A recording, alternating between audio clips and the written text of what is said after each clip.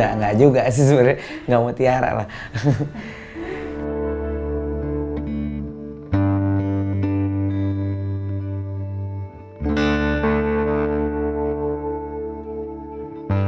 Dulu tahun 2013-14an gitu, pernah ngirim lagu ke Anji sebenarnya. Cuman waktu itu lewat Twitter. Terus cuman karena waktu itu karena dia juga nggak kenal ya, cuman dibales mention doang katanya, sorry ya belum istilahnya masih ditolak lah, cuma secara halus waktu itu. Nah terus berapa tahun kemudian tiba-tiba ketemu sebagai produser, langsung jadi produser gitu ya.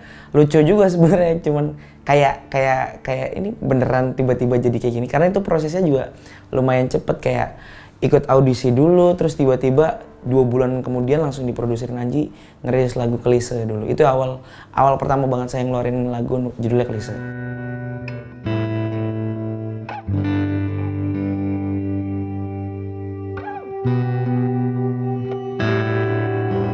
Sempat cerita-cerita lucu ada di vlognya Bang Anji juga waktu itu.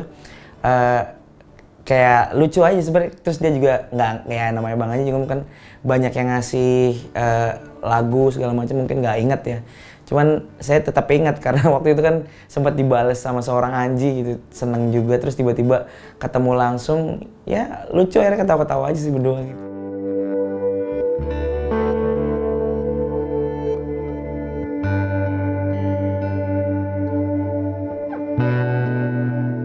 Selain musik tuh saya nggak punya alasan lain buat kerjain yang lain justru. Kenapa? Karena yakin dan lingkungannya dari dulu tuh selalu didekatkan sama musik. Sebagaimanapun saya mau coba keluar dari musik, tapi kayaknya ujung-ujungnya kok ke musik terus gitu. Sampai akhirnya kayak lulus SMA, bandnya bubar pun, waktu saya ngeband gitu jadi basis. Bandnya bubar, tiba-tiba saya bisa bikin lagu, terus saya dengerin ke orang-orang, ternyata pada suka, jadi kayak mungkin ini sih jalannya gitu. Jadi ya sampai sekarang pun masih berproses, masih berjuang ya, cuman saya masih yakin sih maksudnya jalan saya di sini gitu.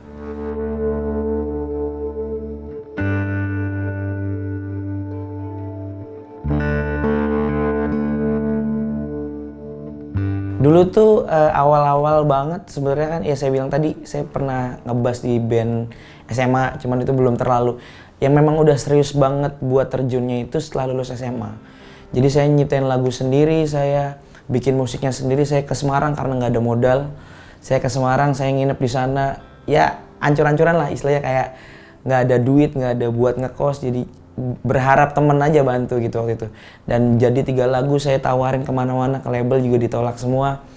Terus sampai akhirnya kayak nemu titik, waktu itu ada satu momen Holy Wing Academy yang sekarang jadi Holy Wing Record bikin sebuah bikin sebuah audisi buat mereka nyari talent-talent buat ngisi outlet-outlet dan mau dirilisin karya gitu. Saya ikut di situ. Memang waktu audisi tuh nggak ada yang bawain lagu sendiri, cuman saya gitu. Saya waktu itu bawain lagu Klise dan Ego ini yang rilis gitu. Dan waktu itu saya langsung dapat golden ticket. Itu istilahnya kayak apa ya? Kayak satu pencapaian yang nggak pernah saya dapat, tiba-tiba dapat langsung berat gitu. Dan ya kalau mau dibilang, ya saya bilang tadi, saya masih berproses, masih berjuang juga sampai sekarang. Cuman seenggaknya saya udah di track yang benar lah sekarang.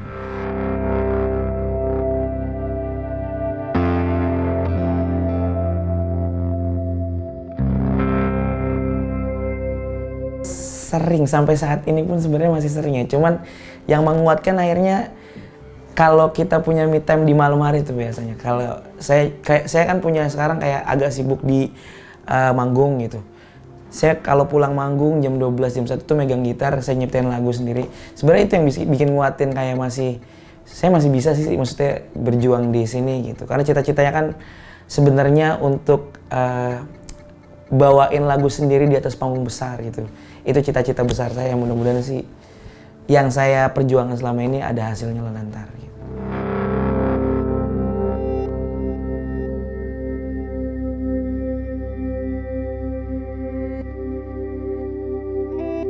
Saya nih nggak punya teman cerita, jadi saya tuh susah banget deket atau ngasih cerita ke orang lain gitu. Ya jarang percaya lah gitu, cuman lewat musik tuh saya bisa luapin semua emosi saya, bisa luapin semua cerita saya. Jadi hal yang nggak bisa saya dapat di orang lain tuh saya bisa dapat di musik. Dan itu mungkin yang saya rasa saya terus akhirnya suka sama musik dan kayak udah cinta banget di dunia ini sebenarnya gitu.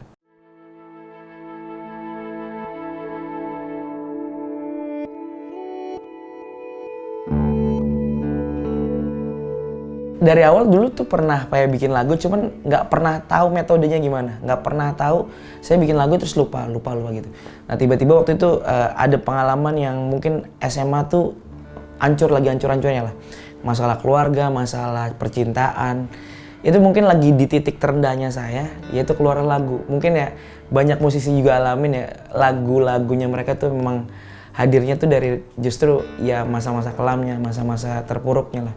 Ya mungkin itu triggernya saya jadi bisa nyiptain lagu karena justru saya ngalamin hal paling berat di hidup saya, jadi terus tiba-tiba bisa bikin lagu aja gitu. Ya berkah juga sih di balik itu semua akhirnya ya.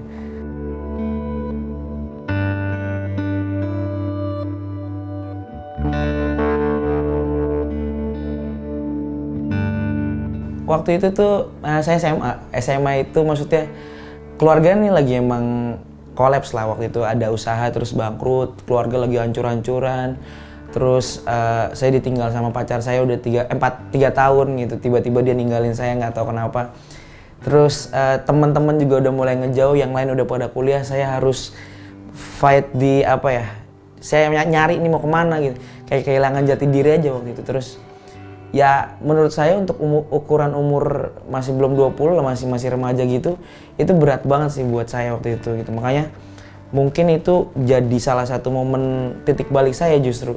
Kayak akhirnya saya mulai berpikir dewasa, mungkin akhirnya bisa nyiptain lagu yang dalam buat cinta-cinta dan kehidupan gitu sih.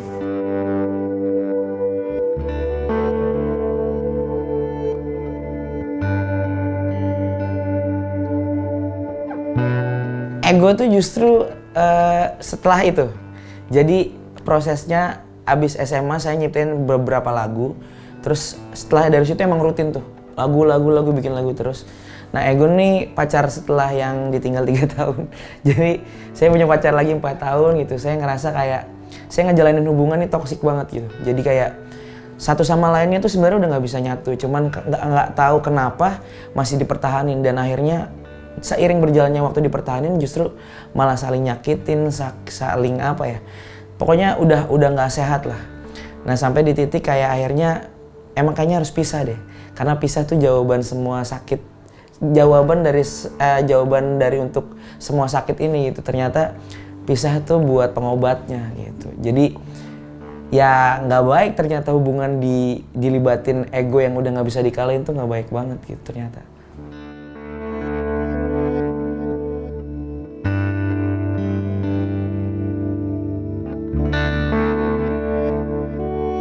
Harapannya simpel sih kayak musisi lain lah, pokoknya pengen didengar banyak orang, pengen dapat pendengar yang lebih luas, dan yang paling penting sih pengen dapat apa ya, bisa tukar, yang mendengarkan tuh bisa tukar energi sama saya lewat lagu saya gitu, karena mungkin banyak yang ngerasain juga gitu, barangkali bisa lagu ini tuh bisa jadi pengobatnya lah.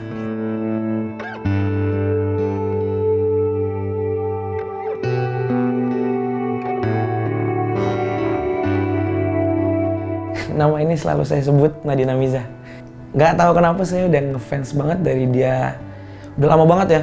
Udah dia tuh udah tahun berapa gitu udah rilis bertaut, Sorai, terus kayak Rumpang gitu. Saya dari awal saya tuh punya cita-cita kayak saya kan suka banget jenis musik folk pop gitu. Terus tiba-tiba muncul Nadine Amiza dengan musik yang kayak gitu, terus dengan apa ya, dengan gimmick, postur segala macamnya dia gitu. Ya itu salah satu musisi impian saya yang ada di Indonesia ya dia gitu. Tiba-tiba dia hadir ya saya udah pasti ngefans banget sama dia sih gitu.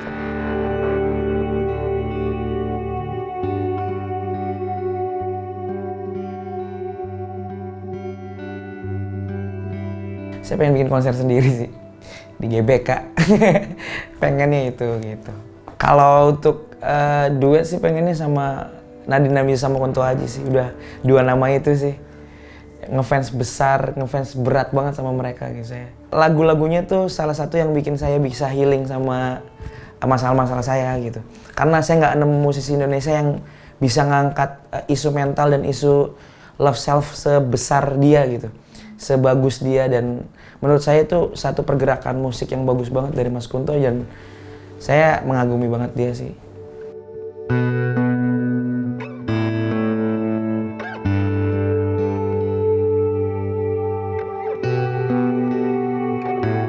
Kebutuhannya sekarang pengen nyanyi sih. Kalau produser kayaknya nanti. Cuman ada sebenarnya Bang, ada niat gitu. Teman-teman sekitar juga kayak, "Glenn bikinin lagu gini." Sebenarnya mau, cuman kayak untuk mau egonya terbesarnya ya sekarang pengen nyanyi sebenarnya gitu.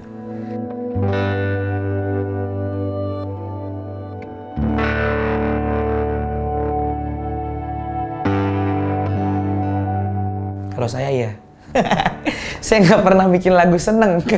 Jarang banget sih sebenarnya, lebih ke sedih, terus lebih ke apa ya, masalah hidup.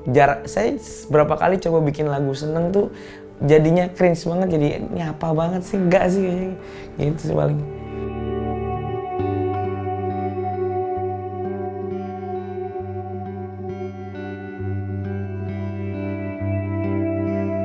Eh ya harapan untuk di sini semoga nggak berhenti di sini sih. Banyak banget hal yang mungkin ke depan mungkin lebih berat segala macam ya untuk ngejar mimpi saya. Semoga tetap stay di jalannya, tetap yakin bahwa mimpinya suatu saat akan terwujud, nggak kalah sama keadaan intinya.